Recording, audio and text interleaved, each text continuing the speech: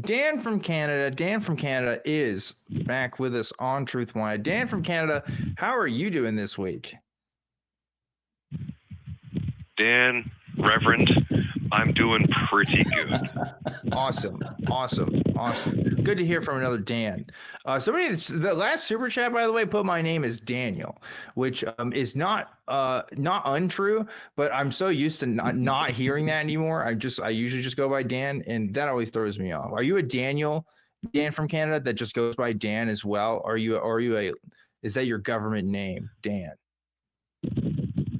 No, I'm only Daniel if I'm in big trouble or my mom's around. That's it. Same, dude. Same. Absolutely. Respect like that. All right. So, Dan, you're calling in. You're always calling in about these experiences you have, Dan. I have here from the call screen. You have 2 supernatural experiences that you want to talk about. Yeah, it's not so much that I want to talk about the supernatural experience, but I would like a rational, thought out explanation. And these were things that happened when I was much more involved in religion. So the explanations I got were it was the Holy Spirit or something along those lines. All right. And they probably were. Beginning to doubt that's the case. Oh, okay. Oh, never mind. Okay, we don't think that was true. All right, no, that's fair. Yeah, okay. Well, let's talk about it then. What were these experiences? So, I'm sure a lot of people that are a modern age Christian had some similar experience, but there was I was at a youth camp, and we had been doing all the religious stuff throughout the week, and they had the altar call, and there was an emotional stirring, and I didn't really understand it, and I went through and I spoke to one of the leaders after, and there was a lot of euphoria, and some of it was the welcome to the club feeling, but like it was an unusual experience, not one that's really been replicated in a way for me. And I mean, yeah, the Christian answer was really simple, but this was at a camp you went to? Like a youth group thing? Okay, I'll tell you what it was. Yeah. You ready for this? I already got the answer for you. You ever heard of love bombing? I've heard the term, but I don't really know what it is.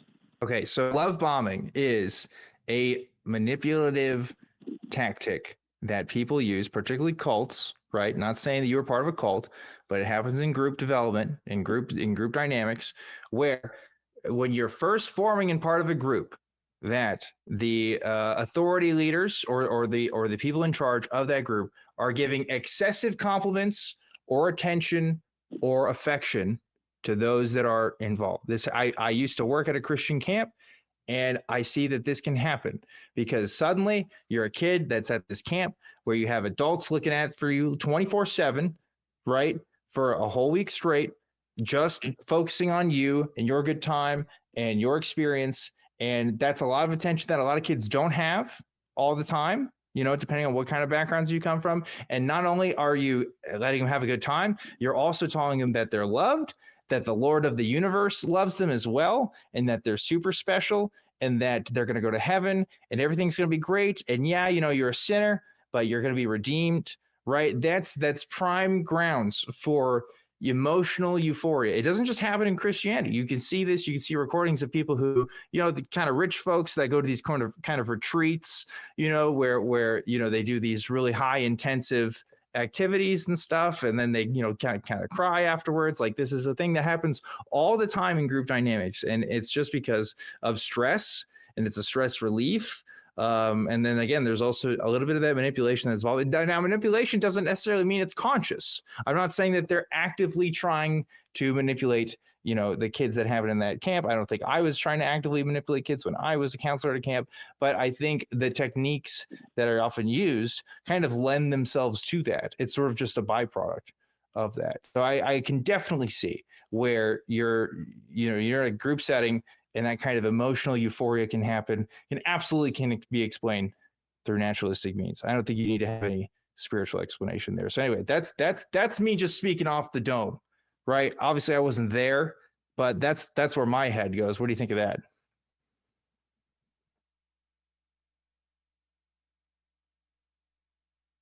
I mean, yeah, emotional manipulation is not necessarily like an intended evil thing, but it's it's tools that work with kids, I suppose. Yeah. Like I said, it doesn't have to be intentional. Like love bombing can be something that people do unconsciously, right? But it can definitely happen when you're in an environment like that. I can definitely see that to be the case.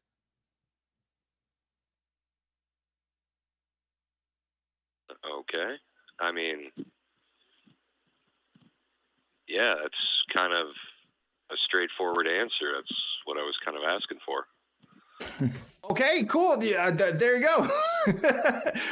I mean, again, I can't speak to an experience that you had like, however many years ago, right? But like, if you're wondering, hey, why does this happen? Why did this happen to me?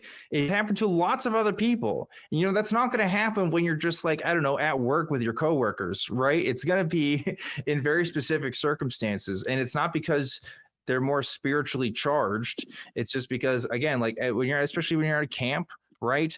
The kids are doing, you're outside all day and you're doing stuff, and at the camp I worked at, it was at we tried to challenge kids to do overcome stuff, right? Like they had to do team activities, and that can be frustrating because there's some group dynamics there, and then you're finally going through that, you're making lots of friends, and you feel like you're on top of the world. And that's why there's that Jesus high that we talked about too, where kids are like, oh, they're the most spiritual they've ever been for like the week that they're there, and then they go home and then they stop reading the Bible, and then they go over, well, we interpreted that in the Christian community as, oh, that's because you need to continue to walk in the faith. But really it's just like, yeah, you were like outside for a week, and you're having fun, and that's why you're really happy. So I could definitely see that being the case for your situation, but that's just my take. Anyway, I've been speaking a lot here. Richard, do you have any thoughts?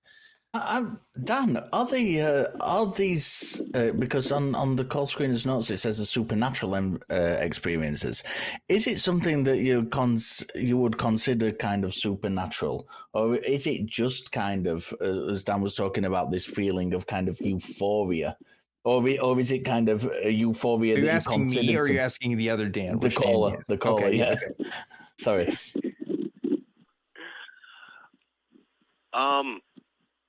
I said supernatural is just kind of a catch-all phrase. I mean, like for a long time, I considered it to be a holy experience that was involving a deity and myself personally. Yeah. So I'm kind of less inclined to believe that and more looking for answers these days that make some sense. So was it a case of? I think what I'm trying to understand is was it a case of a feeling of euphoria that you attributed a divinity to, or was it something like an experience, like you might have in a ghost sighting, for example, where you feel that you've seen something that is supernatural? I felt like the euphoria that I did feel that evening was brought on by the events of prayer and an emotional exchange between God and I. But yeah, I'm not sure this is your question, right? Yeah, no, that's perfect. I just wanted to kind of distinguish where we were going, where I wanted to go with this. And I think Dan's touched on a lot of it already, the kind of framing that is used in psychology. It's called framing, where you kind of come from a particular position. And obviously when you're in that state, when everybody else is believing that thing to be true, and you get caught up emotionally in that. We see this a lot in different religions, and there have even been as one person who I've recently been interacting with. who shall remain nameless, but he's talked to every other host on every other call-in show in the history of the world, and not me. And I think there's some reluctance to talk to me because I've actually torn the papers apart he sent me. There's an idea that this people have been exploring called perennial philosophy, which is where they look at the similarities between different religious experiences from different cultures, and they take these ideas and they kind of say, like, this is the idea of there is a divinity that is beyond all of these cultural boundaries, all of these cultural aspects. But behind that is this idea that, you know, everybody in these different cultures has these experiences that they all come from different backgrounds, they all come from different framing, they all come from different experiences. And so, you know, and you can have one of these experiences, one of these euphoric experiences, by going to like something as simple, I'm going to show my age now by calling it a pop concert. You know, you can go to a music concert and have these experiences. I've personally, outside of meditation, which I've been doing a long time, I've had these euphoric experiences brought on by kind of framing an atmosphere twice in my life that I can remember. One was when I went to see the Dalai Lama speak. And I kind of had this euphoric expectation because of his status.